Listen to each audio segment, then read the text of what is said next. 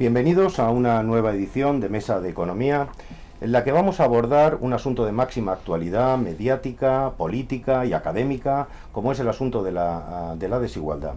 La desigualdad es un concepto muy complejo que lleva siendo debatido en ámbitos académicos desde mediados del siglo XIX y que recientemente se ha incrustado en el debate político en los últimos años, posiblemente, seguramente catapultado por el efecto o las consecuencias de la crisis económica de 2008. Esta irrupción en el debate público ha hecho que el concepto en demasiadas ocasiones esté sometido a unos niveles de simplificación que, al menos en nuestra opinión, generan dos consecuencias indeseables. Por un lado, se genera confusión en la gente, y el ejemplo más claro podría ser la utilización como sinónimos de los conceptos de desigualdad y de pobreza, y por otro lado se generan propuestas de políticas públicas que, bueno, de alguna forma de dudosa eficacia empírica y en todo caso más llevadas por la ideología que por el rigor técnico. Este es el contexto que llevó a FAES en el año 2013 a abrir una nueva línea de estudios sobre esta cuestión, en la que sin apriorismos abordáramos las cuestiones como la erosión de las clases medias en España, la polarización creciente de la renta que ya se observaba entonces, porque consideramos que son temas de máximo interés a la hora de analizar la sostenibilidad de nuestro modelo de bienestar y de nuestro modelo de convivencia. En esta línea de acción ha dado como resultado múltiples actividades y también una voluntad de dar voz a todos aquellos que han aproximado el análisis de la distribución de la renta con ese rigor y con esa distancia que consideramos necesarios para generar recomendaciones sólidas. Este es el caso de los dos participantes que nos acompañan hoy en la mesa de economía. Por un lado, Francisco Goelrich, profesor de análisis económico de la Universidad de Valencia y autor de un reciente informe titulado Distribución de la renta, crisis económica y políticas redistributivas, que ha elaborado de la mano de la Fundación BBVA. Y por otro lado tenemos a Rafael Domènech, economista jefe para economías avanzadas del BBVA, que ya nos ha acompañado en la pasada edición de Mesa de Economía, en la que tratamos las perspectivas económicas para 2016, y que además es autor de numerosos escritos sobre el asunto de la desigualdad, de la sostenibilidad del sistema del bienestar, y en concreto un libro reciente titulado En busca de la prosperidad, del que es coautor con Javier Andrés, ¿no? Gracias, Rafa, por estar aquí, y gracias, Paco, por responder a nuestra convocatoria. Si os parece, como el asunto de la desigualdad es suficientemente amplio como para que estemos horas hablando, voy a plantear una tesis encima de la mesa y a partir de ahí os pido una reflexión introductoria y si os adherís o no a ella como punto de partida de la reflexión. Esta tesis partiría de considerar la desigualdad como un fenómeno de causas globales, si bien al menos la preocupación por la desigualdad en los términos en los que vamos a tratar aquí hoy es un problema más bien occidental, o podríamos llamar atlántico, ¿no?, de las economías avanzadas. Como segunda premisa diría que es un hecho que la combinación entre la globalización y la revolución tecnológica está generando unas tendencias hacia la polarización de la renta, hacia la polarización de actividades profesionales, hacia niveles formativos muy dispares en cuanto a los niveles formativos que se requieren, presiones competitivas a las clases medias y trabajadoras de las economías avanzadas, en definitiva, que están impactando en todas estas economías occidentales. Un paso más, en función, como ya ocurrió en la gestión de la crisis económica, en función de las distintas estructuras económicas y de los distintos sistemas institucionales, estos impactos están generando resultados diversos en estos países. Y un paso más nos llevaría a ver que todo apuntaría a que España, bueno, está, digamos, generando resultados comparativamente peores que los de sus socios en términos de desigualdad, y particularmente después de la crisis económica o como una consecuencia directa de la crisis económica, lo cual nos llevaría a hacer pensar que en España concurren causas específicas que al menos en parte podrían explicar este repunte de la desigualdad. Bueno, esta sería un poco la tesis general y a partir de aquí os pido, como digo, una visión un poco general para ir derivando luego en las causas de la desigualdad en España. Si te parece, Rafa, empiezas tú. Muchísimas gracias, Miguel, por la invitación. La verdad es que este es un tema que a mí me parece central, no solo desde el punto de vista económico, también por las implicaciones sociales y de legitimidad política de nuestras democracias, del mundo en el que vivimos, y creo que desde hace ya bastante tiempo, antes incluso de la crisis económica, yo ya le estaba prestando atención a este problema, a esta dimensión, porque creo que no se puede hablar de prosperidad y tampoco se puede hablar de bienestar social sin hablar de un crecimiento inclusivo y por lo tanto hablar de desigualdad, ¿no? Yo suscribo que la tesis central, si acaso ampliada, de que estamos ante un fenómeno que está reflejando la interacción entre globalización, por un lado, progreso técnico o lo que se denomina también, ¿no?, el sesgo, ¿no?, en habilidades que tiene este progreso técnico, y también la desigualdad en la distribución de capital humano. Es esta interacción entre estos tres elementos el que, a mi modo de ver, explica las causas de la desigualdad, ¿no? Cuando vamos a un análisis más detallado, ¿no?, del caso concreto de España, como planteabas en tu introducción, ¿no?, creo que hay muchas causas de la desigualdad, o muchas dimensiones de la desigualdad en España que son distintas a las de otros países. No todos los problemas son exactamente iguales. No hemos visto un aumento tendencial de la desigualdad en muchos países que en España ha sido bastante menos acusado. En España, fundamentalmente, el problema de la desigualdad hasta ahora, en las últimas décadas, ha sido de carácter cíclico.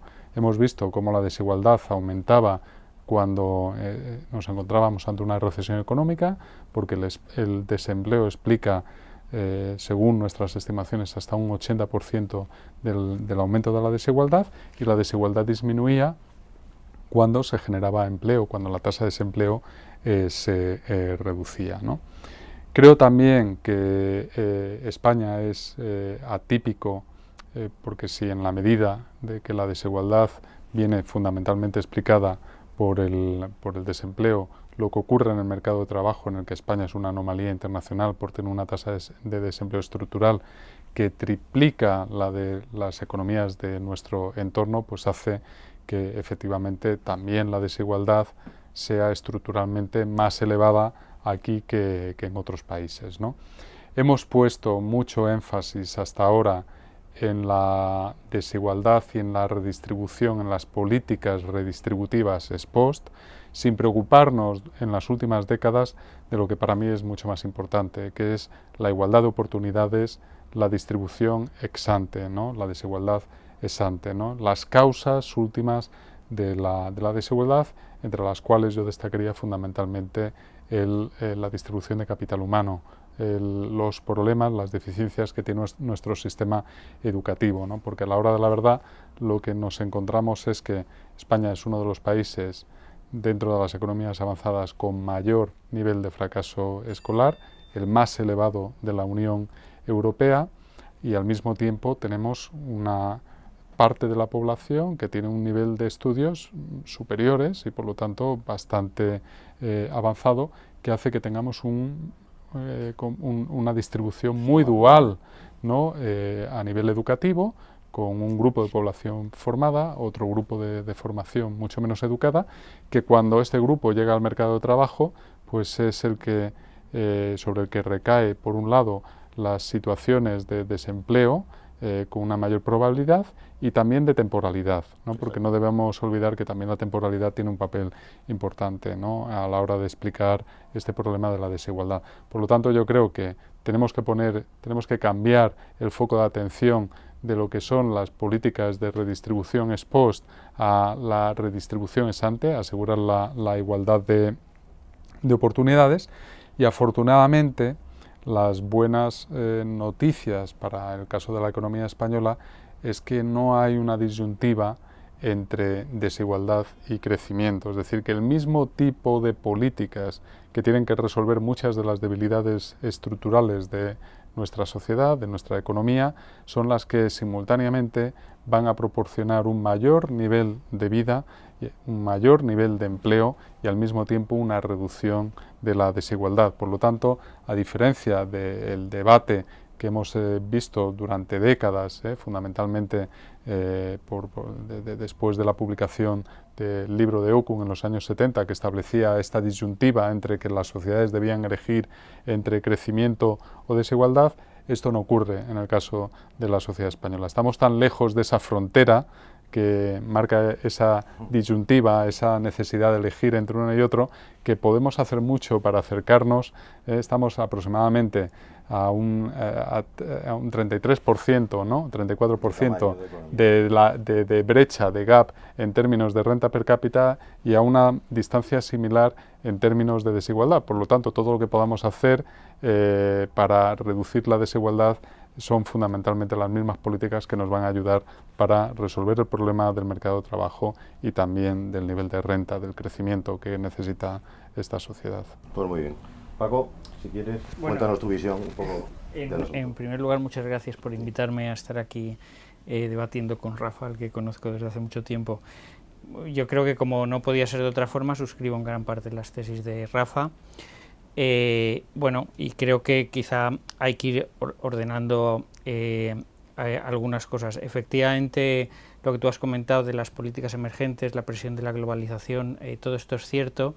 En el contexto español, que es muy peculiar en la actual situación de crisis económica y también un poco antes, yo creo que habría que mencionar que, aunque antes de la crisis ya muchos informes internacionales señalaban este repunte de la desigualdad en los países desarrollados, como ha mencionado Rafa, España estuvo un poco al margen de esta tendencia general de crecimiento en las desigualdades, que se basaba en última instancia en una dispersión salarial provocada por la distribución del capital humano y la presión a la baja de los salarios causada por las economías emergentes, y España se mantuvo un poco al margen. El crecimiento de la economía en los años anteriores a la crisis era importante, la mejora en las clases medias y bajas era importante, la renta o la distribución de la renta era relativamente estable, subía, bajaba, tenía un cierto componente cíclico, y desde luego no se observaba el crecimiento en las desigualdades que empezaba ya a observarse desde hacía tiempo en otros países desarrollados.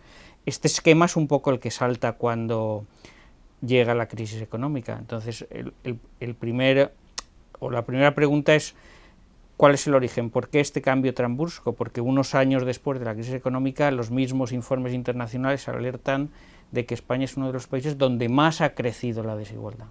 De forma que hemos pasado de una situación relativamente estable y con unas ciertas diferencias respecto a países desarrollados que ya mostraban incrementos en la desigualdad, a una situación en la cual nuestro empeoramiento en la distribución de la renta era realmente notable y llamativo en el contexto de las instituciones internacionales.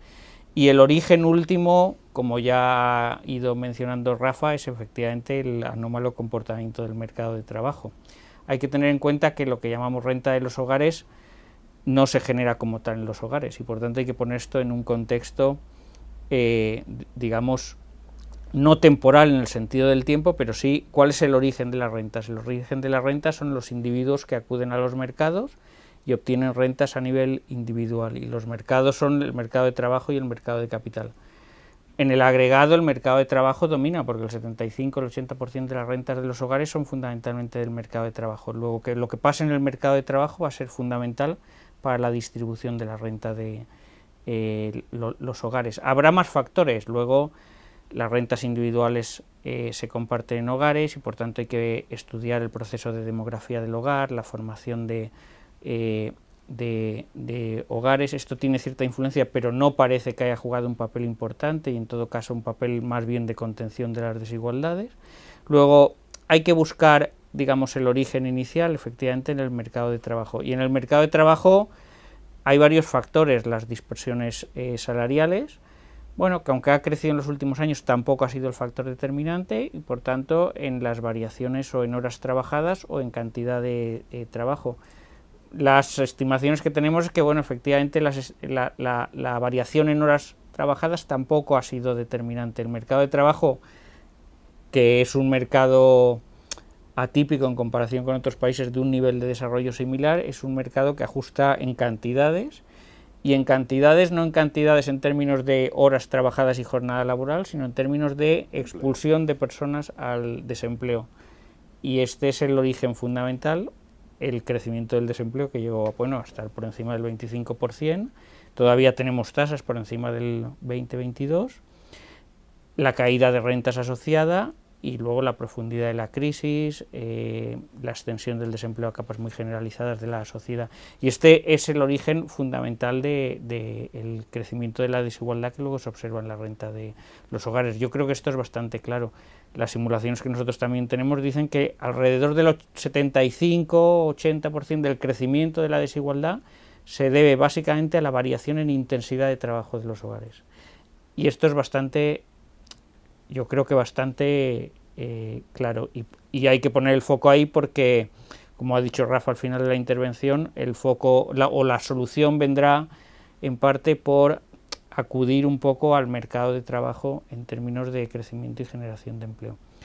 Pero bueno, no me anticipo porque este es el origen de las rentas y luego habrá que tratar un poco cómo las políticas públicas modifican esta distribución inicial de lo que la contabilidad nacional llama rentas primarias o rentas de mercado. Y sí creo que lo hay un consenso bastante amplio respecto, por lo menos en esta mesa, y que sería muy deseable que fuera mucho más extendido, respecto a que el foco de la fuente de la especificidad de la desigualdad en España está en el mercado un poco de trabajo. Luego, quizá, y sí, abundando en lo que tú dices, habría que analizar, bueno, ya sabemos por qué hemos tenido ese repunte tan grande, pero cómo ha funcionado nuestro sistema de bienestar. Es decir, ¿realmente tenemos un sistema de bienestar?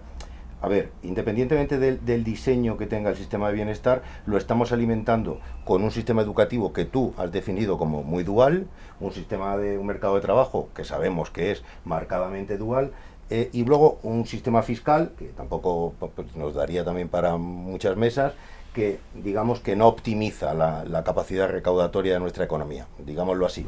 O sea, estamos alimentando al sistema de bienestar con, digamos, un combustible que no le hace llegar muy lejos. Esa es la sensación un poco que al menos nosotros hemos trasladado en nuestro escrito. No sé si lo compartís y en todo caso, ¿qué es lo que es salvable de nuestro sistema o qué se está haciendo bien o qué funciona bien en nuestro sistema para reducir la desigualdad, ¿no? Y qué mal, ¿no? Sería un poco tal. Y ahí libremente como queráis, vamos. Muy bien. Si quieres empezar, Paco. Bueno, yo simplificando un poco con el tiempo que tenemos, digamos que a partir de la distribución de lo que son rentas de mercado hay tres bloques de actuaciones públicas que hay que ir analizando por partes. Uno es la política de transferencias monetarias, el siguiente bloque sería la imposición, tanto directa como fundamentalmente la indirecta que grava directamente los hogares, y luego un tema del que sabemos poco y que es muy poco tratado, que es el tema de las transferencias públicas en especie. Entonces, bueno, quizá dejemos las transferencias públicas en especie para el final. Sobre lo que tenemos más información es sobre el sistema de transferencias monetarias y sobre la imposición. Entonces sabemos que las transferencias monetarias son muy redistributivas en términos de reducir la desigualdad generada inicialmente en el mercado. No podría ser de otra forma. La partida más redistributiva son las pensiones y esto es así aquí y en muchos países en todos los países desarrollados. Tiene que ser así porque hay una parte importante de la población que no obtiene rentas del mercado y por tanto tienen que ser sostenidas mediante transferencias que son mayoritariamente públicas. Y luego todo el sistema de prestaciones monetarias, desde ayudas al desempleo, ayudas a la vivienda, becas, etcétera, etcétera. Esto es bastante redistributivo, es muy redistributivo. Si nos comparáramos efectivamente, como mencionabas, con otros países europeos, aquí no puntuamos tan bien, pero juegan un papel muy importante. El sistema fiscal, que es el escalón siguiente, y seguro que Rafa tiene algo que decir aquí, tiene un papel redistributivo, yo diría que muy modesto. Pero quizá a lo mejor no tiene por qué tenerlo más relevante. ¿Por qué? Porque un sistema fiscal es una cuestión relativamente compleja en una economía y su función prioritaria puede no ser directamente la redistribución de la renta. Hay principios que inspiran los sistemas fiscales, de principios recaudatorios, principios de bueno, que sean neutrales en términos de que no alteren los incentivos de la economía. Esto es muy importante porque sabemos que los agentes económicos responden a los incentivos de forma muy importante y por tanto si alteramos esto alteraremos muchas cosas en el sistema económico y por tanto es razonable que el sistema fiscal no juegue un papel tan redistributivo como el gasto público y se deje en manos del gasto público los aspectos más redistributivos. Por otra parte hay que tener en cuenta una cosa que yo creo que hay que tener presente y es que la actuación redistributiva del sector público en general es una actuación redistributiva derivada, es decir, las políticas públicas no tienen como misión fundamental redistribuir renta, tienen como misión fundamental mejorar la vida de los ciudadanos, que los ciudadanos tengan un nivel de vida aceptable. Lo único que pasa es que ese tipo de actuaciones inciden de forma diferente sobre hogares con niveles de renta diferentes y por tanto acaban teniendo efectos sobre la redistribución. Pero yo creo que hay que tener presente que las políticas públicas, su misión fundamental es garantizar niveles de vida adecuados a los ciudadanos. Los economistas medimos la desigualdad en términos relativos y esto es importante porque no importan los niveles cuando medimos la desigualdad, importan las posiciones relativas de los individuos y por tanto en contextos de crisis profunda hay que tener un ojo en la desigualdad y otro ojo en el nivel de renta. Los niveles de desigualdad que soportamos actualmente serían más tolerables si creciéramos mucho, porque entonces, aunque fuéramos desiguales, estaríamos viendo que mejoramos. El problema actual es que no mejoramos y encima distribuimos peor. Y sí, vamos a ver, me gustaría empezar matizando algo que ha dicho Paco, que es importante, que estoy de acuerdo, que efectivamente la redistribución que hace el estado del bienestar es posiblemente menor en términos absolutos en España, porque el tamaño del estado del bienestar también es menor, pero si corregimos precisamente por ese tamaño y lo ponemos en términos relativos, la redistribución es muy importante, es incluso tan importante o mayor que algunos países que consideramos que abanderan el estado del bienestar en el centro y en el norte de Europa. Es decir, que en términos relativos, el esfuerzo, dado el tamaño de nuestro estado de bienestar, el esfuerzo que hacemos es considerable, es incluso mayor que el de otros países, tanto por el lado de la fiscalidad, por el lado tributario, porque muchas veces se dice que nuestro sistema no es progresivo, dejando a un margen todo un problema de evasión fiscal que es distinto, pero en lo que se refiere al diseño del sistema tributario y a cómo paga la gente los impuestos es muy redistributivo, es tan redistributivo, corregido por el nivel de presión fiscal o más que el de muchos países del norte de Europa. Entonces, claro, si esto es así, lo que hay que preguntarse es, bueno, ¿por qué tenemos un estado del bienestar o un tamaño del sector público menor?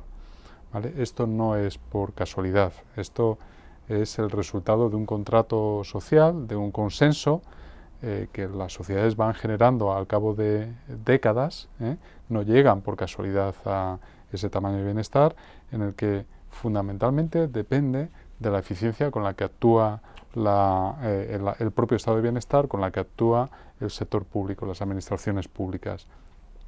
Nosotros tenemos el estado de bienestar y el tamaño del sector público que está en línea con el patrón internacional que observamos que hay entre el tamaño del sector público y eficiencia de las administraciones públicas. Por lo tanto, si queremos aumentar el tamaño del bienestar, que obviamente es una demanda social legítima, lo primero que tenemos que hacer es aumentar la eficiencia de nuestras políticas públicas, ¿de acuerdo? Porque si tratamos de ir por la otra vía, esto es como empezar a construir la casa por el tejado, es decir, que ¿no? Lo más fácil es que se nos caiga encima, porque esto tenemos experiencias de algunos países cercanos, como es el caso de Italia, como es el caso de Grecia, que con una eficiencia de las administraciones públicas, incluso menor que la de la española, con un tamaño del sector público mayor, pues los niveles de evasión fiscal terminan siendo superiores. Es decir, tenemos que tener en cuenta que al mismo tiempo que la gente demanda una mayor eficiencia de las administraciones públicas, piensa que está pagando demasiado por lo que recibe, y por lo tanto, si queremos que la gente contribuya más a la financiación del estado del bienestar, lo primero que tenemos que hacer es que haya una correspondencia mayor, que la gente vea que la calidad de los servicios públicos que se ofrecen es mayor. Y tercero, vuelvo a la idea que ya he adelantado anteriormente, ¿no? Creo que más que poner el énfasis en la redistribución ex post, en la redistribución de cómo corregimos las desigualdades, como decía Paco, después de que las familias, los hogares, los individuos, los trabajadores pasen por el mercado de trabajo y tratemos de corregir esa desigualdad, tratemos de corregirla antes, de asegurar una igualdad de oportunidades. Hagamos que cuando la gente accede al mercado de trabajo lo hagan en las mejores condiciones posibles para no estar en una situación de desempleo ni para estar en una situación de empleo precario, ¿no? Porque si atajamos las causas últimas de la desigualdad, no tendremos que preocuparnos de este tipo de políticas redistributivas ex post a través de la fiscalidad. Sí, bueno, no, quizá la última intervención tiene que ver con el tercer escalón que yo mencionaba antes, del que sabemos poco, que es la de las políticas de prestación de servicios públicos en especie, o que no son directamente pagados por los ciudadanos, y que esto también tiene efectos redistributivos, que son efectos redistributivos muy difíciles de medir porque no tenemos base estadística, más allá de hacer, digamos, ejercicios un poco relativamente simplistas, y es, bueno, los efectos redistributivos de la sanidad, de la educación, de este tipo de políticas que los hogares no pagan directamente por ellos, pero pagan indirectamente y reciben de forma gratuita o semigratuita. Y eso liga directamente, sobre todo en el caso de la educación, con la igualdad de oportunidades. Creo que es a lo que se refería Rafa. Y efectivamente, esto en un contexto dinámico de medio y largo plazo son políticas reductoras de desigualdades. Que son mucho más eficaces, claro, que las políticas ex post, de redistribución ex post. Bueno, pues, a veces actuamos demasiado tarde, ¿no? Es decir, cuando ya el daño está hecho, tratamos de reparar los síntomas, ¿no? Cuando es preferible prevenir antes que curar, ¿no? Y como conclusión, os pido una reflexión a cada uno sobre esto, es decir, hablando un poco a futuro. Primero, hemos dicho que la desigualdad en España puede tener un componente cíclico bastante importante, o por lo menos que parte del que hay ahora puede ser cíclico. Hemos dicho que buena parte de las políticas para solucionar la desigualdad son las mismas políticas que necesitamos para hacer crecer. Hemos dicho, ha dicho Paco además, que si estuviéramos creciendo más es muy posible que la preocupación no fuera un problema tan grande en la sociedad española, o no fuera un problema porque lo toleraríamos más. Primero, mi pregunta, doble pregunta. Una, ¿nos tenemos que preocupar entonces por la desigualdad ahora mismo en España? Y segundo, si es así, ¿esto de verdad se soluciona subiéndole los impuestos a los ricos sin saber muy bien quién son los ricos? De verdad, ¿esto es una cosa tan simple como esto? Pregunto, y esto, de nuevo, como queráis. No, yo creo que es un problema mucho más complicado, como decía al principio, con unas implicaciones sociales y políticas y no solo económicas. No creo que la solución no es apostarlo todo a la redistribución a través de los impuestos. Si verdaderamente queremos resolver el problema de la desigualdad, tenemos que ir a las causas últimas, que tienen que ver fundamentalmente con nuestro sistema educativo y con la ineficiencia con la que funciona el mercado de trabajo. Tenemos un mercado de trabajo muy poco eficiente por las regulaciones, ¿no? El desajuste que se produce entre las regulaciones del mercado de trabajo y nuestra capacidad productiva, y esas ineficiencias están generando un problema de equidad. Y por lo tanto esto es lo que tenemos que atajar, tratar de resolver los síntomas a través de paliativos como la fiscalidad. Lo único que hacen es reducir algo el problema, pero no resolverlo definitivamente. Y respecto a la primera pregunta, es cierto que la desigualdad tiene un problema, tiene una dimensión de carácter cíclico, pero tiene otra todavía más importante, que es de carácter estructural, ¿no? Y aunque la economía española creciera y se redujera la tasa de desempleo, si esa reducción de la tasa de desempleo es cíclica, es temporal, cuando volviéramos a ver otra vez una situación de recesión, de nuevo la desigualdad aumentaría. Por lo tanto, creo que hay que actuar en ese doble frente de resolver de forma estructural las causas últimas de la desigualdad y no con medidas temporales, sino con medidas fundamentalmente estructurales, que tengan esa vocación de permanencia, que resuelvan, si no lo van a resolver definitivamente, porque también otros países tienen problemas de desigualdad, incluso aquellos en donde es menor, también obviamente tienen que estar constantemente redefiniendo su estado de bienestar, evaluando la eficiencia de las políticas públicas. Por lo tanto, esto es fundamentalmente un problema de tipo dinámico. No podemos pensar que una vez resuelto, no, efectivamente, esto es algo que tenemos que abordar de forma continua, ¿no? Pero centrémonos sobre todo en las causas últimas de la desigualdad, que están muy asociadas al capital humano y al mercado de trabajo, y tratemos de buscar medidas que tengan permanencia. Bueno, yo por responder brevemente a las cuestiones que has planteado, yo creo que en estos momentos sí que hay que estar preocupados por la desigualdad, porque si miramos históricamente los índices están en niveles históricamente altos y, como decía Rafa, una parte importante de la desigualdad que observamos ahora tiene un componente estructural importante, tiene un componente derivado del mercado de trabajo, y esto yo creo que sí que es importante que se arregle. Como decía en el principio de su intervención, en la actual situación de desempleo no hay conflicto entre eficiencia y equidad, de forma que las políticas de crecimiento y de generación de empleo es de esperar que reduzcan la desigualdad de forma importante, y es por ahí por donde tiene que venir uno de los canales importantes de mejora en la distribución. Muy bien.